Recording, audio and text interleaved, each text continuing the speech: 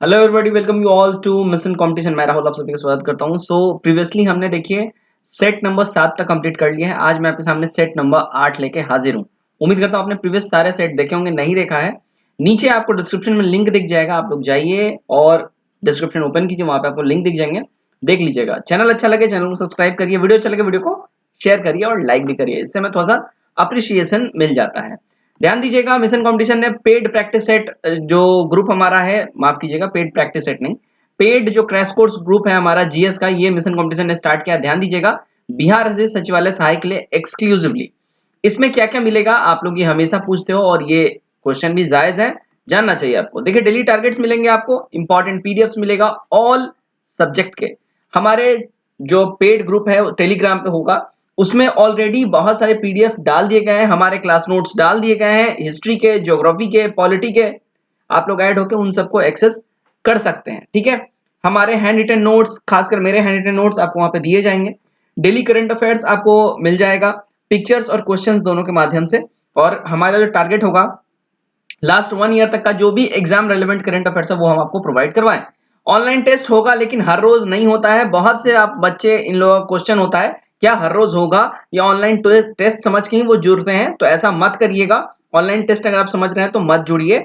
हमारा ये crash course group है जिसमें आपको बिहार सचिवालय सहायक से रिलेटेड सारी चीजें करवाई जाएंगी। सिर्फ टेस्ट नहीं हुआ, टेस्ट इज सेकेंडरी थिंग, पहले आपको चीजें पता भी होगी तब तो आप करोगे ना। तो ये ऐसे है। नीचे आप लोगों को ब्लू पट्टी दिख रही होगी जिसके ऊपर नंबर है, आप लोग उसको देख लीजिए और उस हिसाब से आप लोग उस पर व्हाट्सएप करेंगे, पेमेंट डिटेल जान लेंगे, फिर आपको जोड़ लिया जाएगा। यहां से हमारा स्टार्ट हो जाता है क्वेश्चंस, और आज हम लोग करेंगे सेट नंबर 8, ठीक है। थोड़ा सा और जूम कर लेता हूं, चलिए। तो ये पहला क्वेश्चन थोड़ा सा ब्लर होगा और नहीं साफ दिख रहा होगा, माफी चाहूंगा। इसमें जरा सा एडजस्ट कर लीजिए, आगे ठीक हो जाएगा।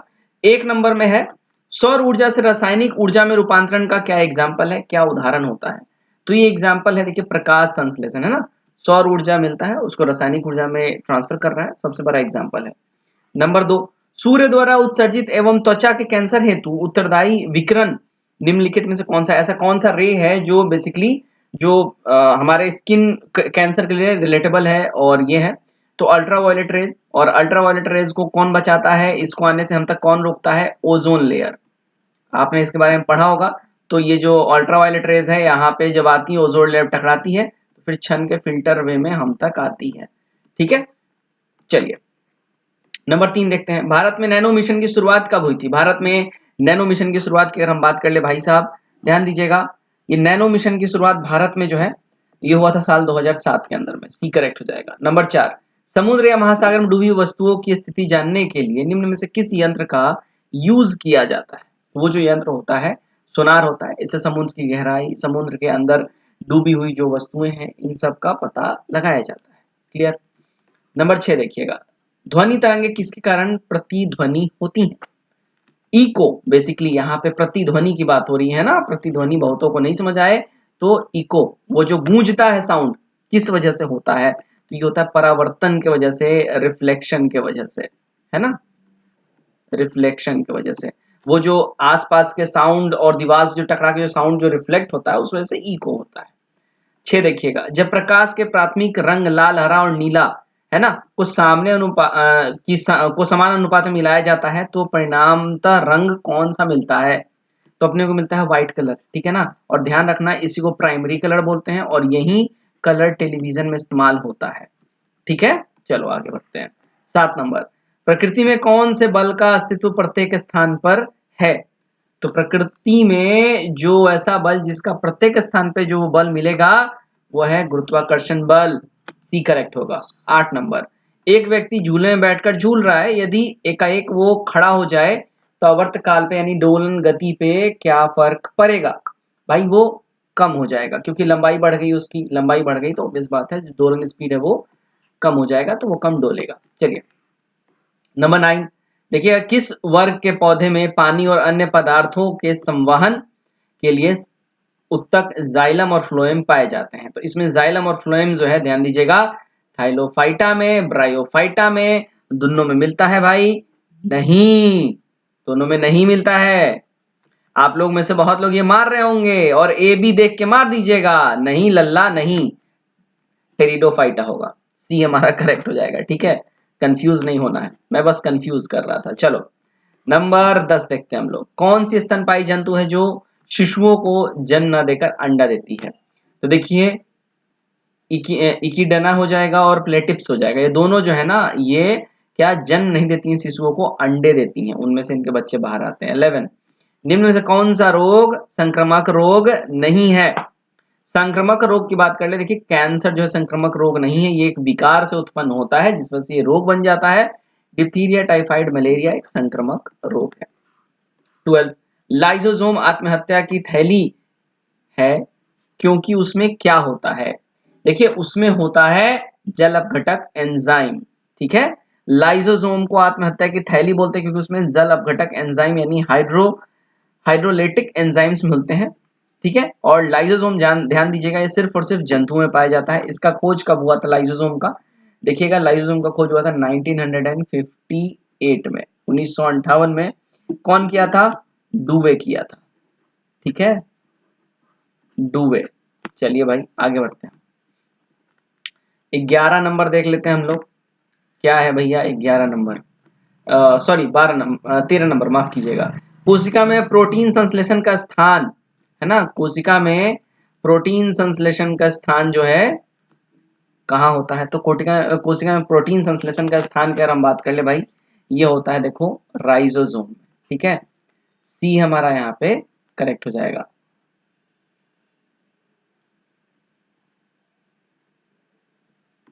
चलो आगे बढ़ते हैं हम लोग। 14 नंबर क्या बोल रहा है? मानव शरीर में मौजूद निम्नलिखित कोशिकाओं में से किसमें माइटोकॉन्ड्रिया नहीं पाया जाता? इसमें से किसमें माइटोकॉन्ड्रिया नहीं पाया जाता है?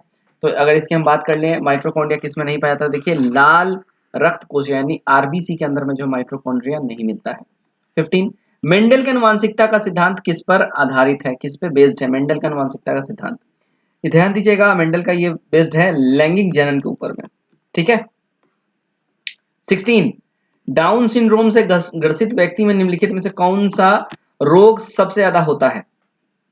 उसमें जो रोग होता है वो होता है अल्जाइमर। सी करेक्ट हो जाएगा। ध्यान दीजिएगा अल्जाइमर जो है ये एक मस्तिष्क से जुड़ी रोग है। इसमें रोगी का जो है याददाश्त वीक हो जाता है, चीजें वो भूलने लगता है। और ये अल्जाइमर इतना फेमस बीमारी है ना कि मूवी सब में भी जो है ना देखते होगे कि कोई बूढ़ी माँ है तो कोई बूढ़ा बाप है तो उसको कौन सा रोग होता है? अल्जाइमर होता है। याददाश्त उसकी चली गई है, अपने बेटों को भूल गई है, फलाना ढिमकाना, तो अल्जाइमर ही वो लोग बोलते हैं। तो इससे कोरिलेट करके आप याद कर सकते हो। 17 निम्नलिखित में से किसे मस्तिष्क का सहायक असिस्टेंट ऑफ ब्रेन कहा जाता है? असिस्टेंट ऑफ ब्रेन की बात कर ले, देखिए मेरु रज्जु को कहा जाता है, अंग्रेजी में इसको हम लोग बोलते हैं बैकबोन। ठीक है, पीछे साइड में लंबा सा होता है सांप जैसा, वही बैकबोन। आगे बढ़ते हैं हम लोग। 18 देखते हैं। कार्बोहाइड्रेट, प्रोटीन और वसा का पूर्ण पाचन कहाँ होता है? कार्बोहाइड्रेट में जो है कार्बोहाइड्रेट, प्रोटीन और फैट, इन सब का पूर्ण पाचन कहाँ होता है भैया? देखिए होता है छोटका हाथ के अंदर में, स्मॉल इंटेस्टाइन में, है ना। आप सबने इसके बारे में पढ़ा होगा। तो स्मॉल इंटेस्टाइन में ही सबका पाचन होता है। चलिए भाई अब हम लोग आते हैं 19 नंबर पे।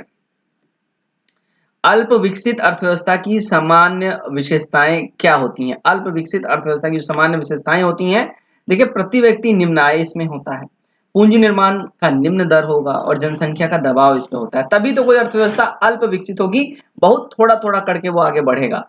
ऑल ऑफ दीस हो जाएगा, डी परफेक्ट होगा। 20 निम्नलिखित से कौन सा कारक उत्पादन कारक नहीं माने जाते हैं? देखिए इनमें से जो कारक उत्पादन कारक नहीं माने जाते हैं, समझिएगा अगर हम इसकी बात कर ले तो भाई लाभ जो है इसमें उत्पादन कारक नहीं माना जाता है। उत्पादन कारक मतलब क्या? प्रोडक्शन कॉज यहाँ पूछ रहा है। तो भूमि तो चाहिए प्रोडक्शन के लिए, अगर आप कोई कारखाना डाल रहे हैं तो उसके लिए लेबर्स भी चाहिए, उसके लिए कैपिटल भी चाहिए, पूंजी भी चाहिए, तो ये सब तो होगा ही। लेकिन प्रॉफिट तो जब आप बेच लीजिएगा तब ना मिलेगा, तो अभी तो वो होगा नहीं। 21 देखिए, 21 में क्या बोल रहा है? प्रधानमंत्री जीवन ज्योति बीमा योजना PMJJBY की शुरुआत किस वर्ष हुआ था? देखिए आप सबको याद होगा, आप लोगों ने बनवाया भी होगा, करवाया भी होगा, 2015 में हुआ था। 330 रुपया पर एनम प्रीमियम देना होता था, इसके ऊपर 2 लाख का जो है कवर मिलता था, याद है? कमेंट करके बताइएगा। 22 निम्नलिखित से किस समिति का संबंध गरीबी मापन से नहीं है? गरीबी मापन से अगर हम बात कर ले किसका संबंध नहीं है भाई? देखिए पीजे नायक का जो संबंध है गरीबी मापन से नहीं है, पीजे नायक का संबंध है आरबीआई से। किससे है? आरबीआई से। ठीक है, चलो 23 देखिए, मई 2022 में क्वाड शिखर सम्मेलन का आयोजन कहां किया गया था? क्वाड शिखर सम्मेलन का आयोजन ध्यान दीजिएगा टोक्यो में हुआ था। किन्ने है ये? जापान में है। आगे बढ़ो 24, विश्व वायु शक्ति सूचकांक 2022 में भारतीय वायुसेना कौन से स्थान पर है? भारतीय वायुसेना जो है विश्व वायु शक्ति सूचकांक में 3rd पोजीशन पे है।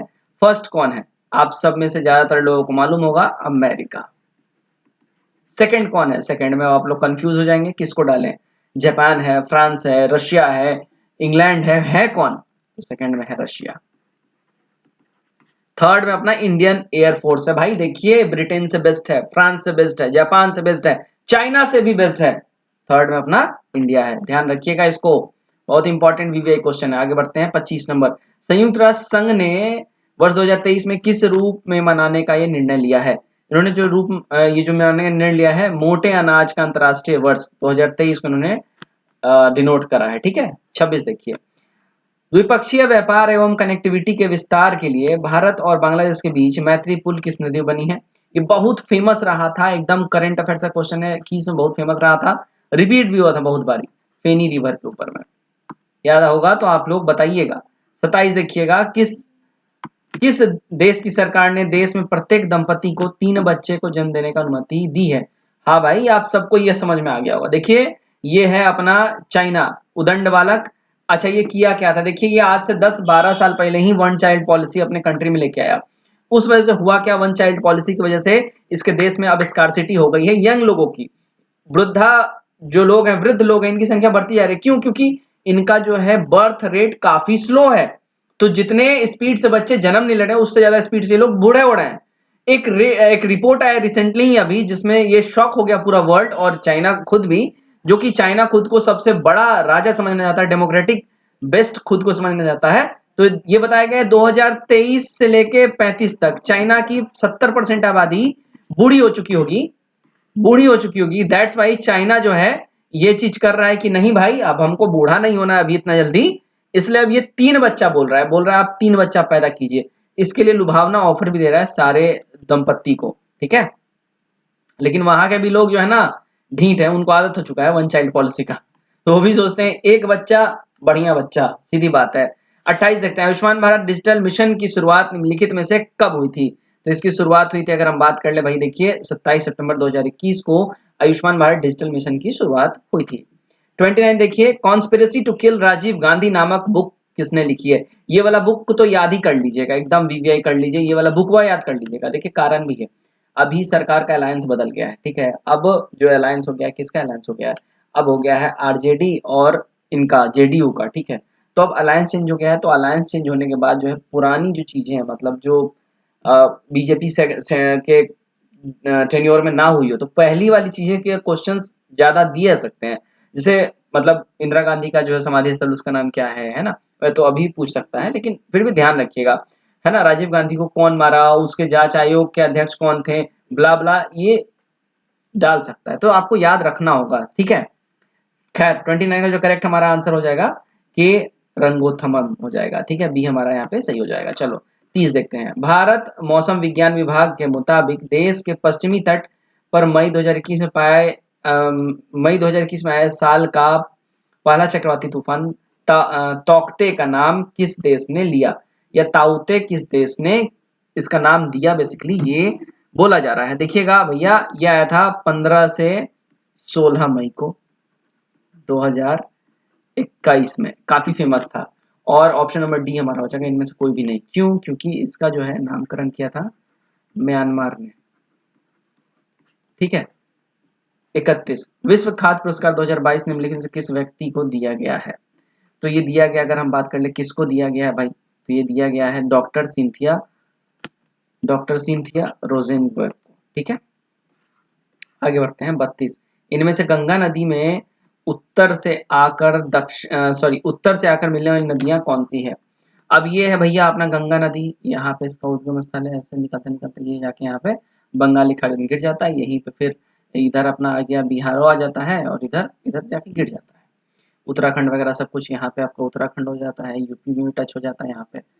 तो ऐसे गंगा का है। अब ये बोल रहा है कि कौन सा उत्तर से आके मिलता है, मतलब सीधा सीधा ऊपर से आ रहा है ऐसे से, कौन सा नदी इसमें आके मिल रहा है, इसमें आके सहायक नदी बेसिकली इसको बोल सकते हैं। ठीक है, तो भैया ये होगा कोसी और बूढ़ी गंडक। ठीक है, 32 का हमारा डी एब्सोल्यूट करेक्ट हो जाएगा। 33, राष्ट्रीय मानवाधिकार आयोग के नए अध्यक्ष कौन बने हैं? इसके नए अध्यक्ष की बात कर ले, देखिए न्यायमूर्ति अरुण कुमार मिश्रा जो है अभी इसके रिसेंटली ही अध्यक्ष बने हैं। 34 देखिए, उपन्यास दुर्गेश नंदिनी, इसके राइटर कौन है? दुर्गेश नंदिनी काफी फेमस बुक है और इसके राइटर हैं बंकिम चंद्र चटर्जी जी। आपने इनके बारे में पढ़ा होगा। तो बंकिम चंद्र चटर्जी के द्वारा ये लिखी गई है और इसके अलावा इनकी प्रसिद्ध जो उपन्यास है बंकिम चंद्र चटर्जी का कौन है? आनंद मठ। आपने इसके बारे में पढ़ा होगा, आनंद मठ, है ना? क्लियर। 35, स्वराज पार्टी का गठन निम्नलिखित में से किस आंदोलन की असफलता के बाद हुआ था? तो इसका गठन जो है देखिए असहयोग आंदोलन की असफलता के बाद इसका गठन जो है हुआ था। 36 देखिएगा, निम्नलिखित में से किसे चालकोलिथिक युग भी कहा जाता है? चालकोलिथिक युग कहा जाता है देखिए ताम्रपाषाण युग को, क्योंकि इसी में जो है तांबे के जो यूजेस और इसके औजार वगैरह इनकी जानकारी इसी युग से प्राप्त होती है। 37 देखिएगा, मौर्य वंश के बाद किस वंश का राज स्थापित हुआ था? मौर्य वंश के बाद देखिए शुंग वंश का जो है राज स्थापित हुआ था, ये आप लोगों को ध्यान रखना होगा। और इसका शुंग वंश संस्थापक कौन था? बृहदत्त था। ठीक है, इसका संस्थापक था कौन? बृहदत्त था, है ना? इसकी स्थापना कब हुई थी? 185 ईस्वी में। ये सब आप लोग ध्यान रखिएगा। 38, निम्नलिखित से किस सुल्तान से निजामुद्दीन औलिया ने भेंट करने से इनकार कर दिया था? तो निजामुद्दीन औलिया ने देखिए गयासुद्दीन तुगलक से मिलने से इन्होंने इनकार कर दिया था। इन्होंने तुगलक वंश का संस्थापक था ये गयासुद्दीन तुगलक और इसी से मिलने से इन्होंने इनकार कर दिया था। ठीक है, चलिए ध्यान रखिएगा एक बात को कि निजामुद्दीन औलिया से भेंट करने से मना कर दिया था और गयासुद्दीन तुगलक 29 बार मुगल आक्रमण को विफल कर दिया था और अपने राज्य को बचाने में सफल भी हुआ था। ये इसके बारे में ध्यान रखिएगा। 39 देखते हैं, जयप्रकाश नारायण निम्नलिखित किस आंदोलन से संबंधित थे? पहले जान लीजिए किससे किससे संबंधित नहीं थे, आंसर मिल जाएगा। चंपारण से नहीं थे, असहयोग से नहीं थे, व्यक्तिगत सत्याग्रह से नहीं थे, भारत छोड़ो से थे। डी हमारा करेक्ट हो जाएगा। 40, अशोक के शासनकाल में बुद्ध सभा किस नगर में आयोजित हुई थी? देखिए अशोक के शासनकाल में बौद्ध सभा जो अगर हम बात कर ले भैया ये पाटलिपुत्रा में आयोजित हुई थी। कब हुआ था? 250 ईस्वी में, है ना? 250 ईसा पूर्व में। ध्यान रखिएगा इस बात का, उस टाइम हुआ था। और इससे रिलेटेड छोटा सा क्वेश्चन है आपके लिए, उस समय अध्यक्षता किसने करी थी, है ना? अध्यक्षता किसने करी थी ये आपको ध्यान में, मतलब ये आपको क्वेश्चन बताना है। 41 नंबर, चलिए भाई, गौतम बुद्ध को एक देवता का स्थान किस राजा के युग में प्राप्त हुआ था? कनिष्क के टाइम में प्राप्त हुआ था। ध्यान रखिएगा कनिष्क के टाइम में, इसी के टाइम में कुंडल वन में अध्यक्षता हुई थी, है ना? कुंडल वन कहाँ है? ये कश्मीर में है। इसके टाइम में अध्यक्षता किसने करी थी? कमेंट करके आपको बताना है। 42, पीत आतंक से किस देश को संबोधित किया जाता है? पीत आतंक से जो है ये संबोधित किया जाता है देखिए जापान को। ठीक है ना? पीत आतंक से जापान को संबोधित किया जाता है। द्वितीय विश्व युद्ध के समय में जापान में धुरी राष्ट्रवाद का इसने साथ दिया था जापान ने। चलिए 43, निम्नलिखित से किसे सिविल सेवा परीक्षाओं में प्रवेश की अधिकतम आयु सीमा 21 से घटाकर 19 कर दिया था? तो ये कर दिया देखिए लॉर्ड लिट्टन ने करा था। कब किया था? 1866 में। ईयर याद रखिएगा। 44, संविधान की 8वीं अनुसूची में बोडो, डोगरी, मैथिली तथा संथाली भाषाओं का समावेशन कब किया गया था? इसका समावेशन की बात कर लें, ध्यान दीजिएगा, साल 2003 में इसका समावेशन किया गया था।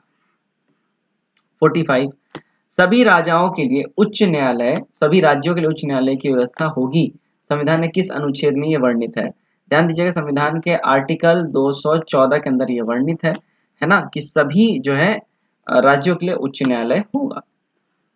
46, संविधान सभा द्वारा राष्ट्रमंडल में भारत की सदस्यता का सत्यापन कब किया गया? इसका सत्यापन की बात कर ले, देखिए कब किया गया? तो ये मई 1949 में इसका सत्यापन किया गया था। संविधान सभा में महिला सदस्यों की संख्या कितनी थी? कितनी महिला सदस्य थी संविधान सभा में? बहुत फेमस क्वेश्चन है और आप लोगों ने इसका आंसर भी बहुत बारी देखा होगा, दिया भी होगा, है ना? 15 महिलाएं थी। बी करेक्ट हो जाएगा। 48 भारतीय संविधान के किस भाग में संघ राज्य क्षेत्र का वर्णन किया गया है? ध्यान दीजिएगा, इसका वर्णन जो है किया गया है भाग 8 के अंदर में।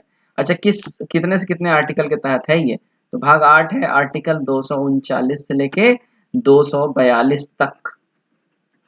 ध्यान रखिएगा इस बात का, ठीक है। चलिए 49 क्या बोल रहा है? 49 बोल रहा है भारतीय संविधान के उद्देशिका में वर्णित न्याय निम्नलिखित में से कौन नहीं है? भारतीय संविधान की उद्देशिका में वर्णित जो न्याय है, इनमें से कौन सा न्याय भारतीय संविधान बोल रहा है कि हम नहीं दे सकते या उनका वर्णन नहीं मिलेगा अपने को? मैं भी चाहूंगा धार्मिक, ठीक है। देखिए, सामाजिक, आर्थिक और राजनीतिक इन तीनों तरीके के न्याय की बात करी गई है, धार्मिक की बात नहीं करी गई है। 50 राज्य पुनर्गठन आयोग के अध्यक्ष निम्नलिखित में से कौन थे? तो इसके अध्यक्ष की बात कर ले, कौन थे भैया? तो ये थे फजल अली, राज्य पुनर्गठन आयोग के अध्यक्ष, ठीक है। 51 देखिएगा क्या बोल रहा है, निम्नलिखित में से कौन सा कथन यहाँ गलत है? गलत स्टेटमेंट कथन की बात हो रही है, तो यहाँ गलत कथन हो जाएगा मंत्रिमंडल सचिव का प्रशासनिक प्रमुख प्रधानमंत्री नहीं होता है। ये वाला जो है कथन जो है गलत होगा, ठीक है। ध्यान रखिएगा, अगर हम लोग बात कर ले मंत्रिमंडल सचिवालय भारत सरकार के नियम 1961 के अंतर्गत प्रत्यक्ष तौर पर प्रधानमंत्री के अधीन ही कार्य करता है, लेकिन इसका प्रशासनिक प्रमुख यहाँ बात हो रही है ना, प्रशासनिक प्रमुख प्रधानमंत्री नहीं होते हैं। कौन होते हैं? कैबिनेट सचिव होते हैं, ठीक है, कैबिनेट सेक्रेटरी। ठीक, आगे बढ़ते हैं। 52 नंबर, वायु के क्षैतिज संचालन से ताप का स्थानांतरण क्या कहलाता है? तो ताप का स्थानांतरण जो है ये कहलाता है अभिवहन। सी एब्सोल्यूट करेक्ट हो जाएगा। 53 देखिएगा क्या बोला, निम्नलिखित से कौन सा कथन पार्थिव विकिरण के संबंध में सही है? पार्थिव विकिरण के संबंध में जो सही हो जाएगा, देखिए, पृथ्वी द्वारा उत्सर्जित दीर्घ तरंग से वायुमंडल को नीचे से गर्म करना, ये वाला स्टेटमेंट यहाँ करेक्टली मैच्ड होगा। 54 देखिएगा क्या बोल रहा है। 54 में निम्नलिखित प्रकार के बादलों में आकाश में सबसे ऊंचा कौन सा है? इनमें सबसे ऊंचा की बात बोली जा रही है, कौन सा है? तो देखिए कपासी मेघ हो जाएगा हमारा, बी यहाँ पे जो है करेक्ट हमारा हो जाएगा। माफ कीजिएगा, एक्सट्रीमली सॉरी, हमारा यहाँ पे पच्छाभी मेघ हो जाएगा, ए करेक्ट हो जाएगा, ठीक है, पच्छाभी मेघ। 55 अफ्रीका के उष्णकटिबंधीय घास के मैदान को किस नाम से जाना जाता है? तो इसको हम लोग जानते हैं, देखिए, सवाना के नाम से, बी हमारा करेक्ट हो जाएगा, ठीक है। 56 देखिए, भूकंपीय तीव्रता को किससे मापा जाता है? भूकंपीय तीव्रता को जो है देखिए रिक्टर पैमाना या रिक्टर स्केल पे मापा जाता है ना। 57 महाद्वीपों एवं महासागरों के विकिरण संबंधित महाद्वीपीय विस्थापन सिद्धांत तक किस वैज्ञानिक के द्वारा प्रतिपादित किया गया है? तो ये प्रतिपादित किया गया, देखिए, अल्फ्रेड वेगनर के द्वारा। सी हमारा यहाँ सही हो जाएगा। 58 देखते हैं हम लोग, निम्नलिखित से कौन सा खनिज सामान्यतः अग्नेय तथा रूपांतरित शैलों में पाए जाते हैं तथा इसका उपयोग विद्युत उपकरण बनने में किया जाता है? देखिए, इसका उपयोग जो है किया जाता है माइका का, बी करेक्ट होगा। 59 निम्नलिखित में से किस मृदा को रेगुर कहते हैं? तो रेगुर मृदा जो है देखिए, काली मृदा को रेगुर मृदा, चिकनी मिट्टी, लेटराइट मिट्टी, ये सब कहते हैं हम लोग। चलिए आगे बढ़ते हैं हम लोग। 60 नंबर, चलवासी पशुचूरण पद्धति भारत के किन राज्यों में प्रचलित है? देखिएगा ये प्रचलित है कहाँ पे? तो राजस्थान के अंदर में, ठीक है ना। चलवासी पशुचूरण पद्धति। 61 अल्कोहलिक खमीरन यानी फर्मेंटेशन का आखिरी उत्पाद क्या होता है? इसका जो आखिरी उत्पाद होता है वो होता है इथाइल अल्कोहल, ए हमारा यहाँ पे सही हो जाएगा। 62 हाइड्रोक्लोरिक एसिड कांच की बोतल में नहीं रखा जाता है क्योंकि वह अभिक्रिया करता है। देखिए वो अभिक्रिया किसके साथ करता है? तो कांच की सिलिकॉन डाइऑक्साइड के साथ, इसी वजह से इसको कांच की बोतल में नहीं रखा जाता है। 63 क्लोरीन का इलेक्ट्रॉनिक रूपांतरण क्या होता है? तो क्लोरीन का इलेक्ट्रॉनिक रूपांतरण जो है देखिए 2, 8 और 7 होता है। 64 टरबाइन व डायनमो से बिजली प्राप्त करने में किस ऊर्जा को विद्युत ऊर्जा परिवर्तित किया जाता है? देखिए मैकेनिकल ऊर्जा को विद्युत ऊर्जा में परिवर्तित करते हैं तो हम लोग को बिजली प्राप्त होता है टरबाइन से या डायनमो से। 65 क्या बोल रहा है, प्रकाश संश्लेषण के लिए कौन सी गैस आवश्यक है? प्रकाश संश्लेषण में जो गैस आवश्यक है वो है मेनली कार्बन डाइऑक्साइड। बी हमारा यहाँ पे सही हो जाएगा।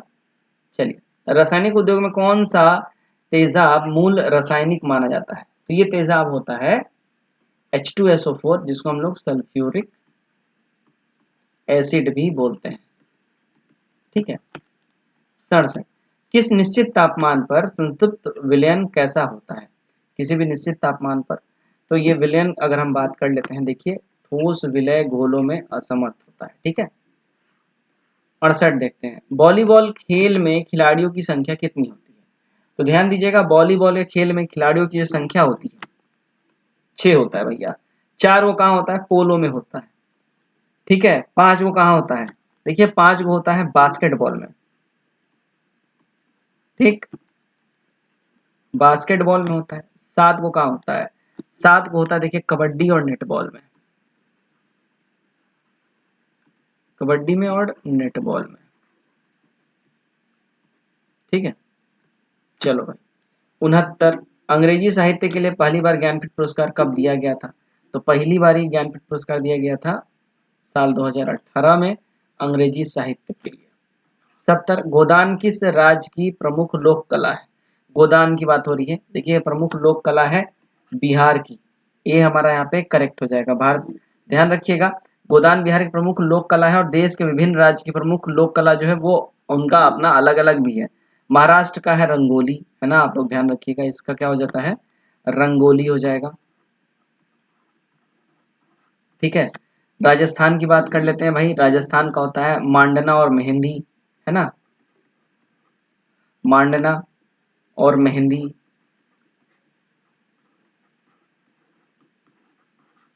ठीक है।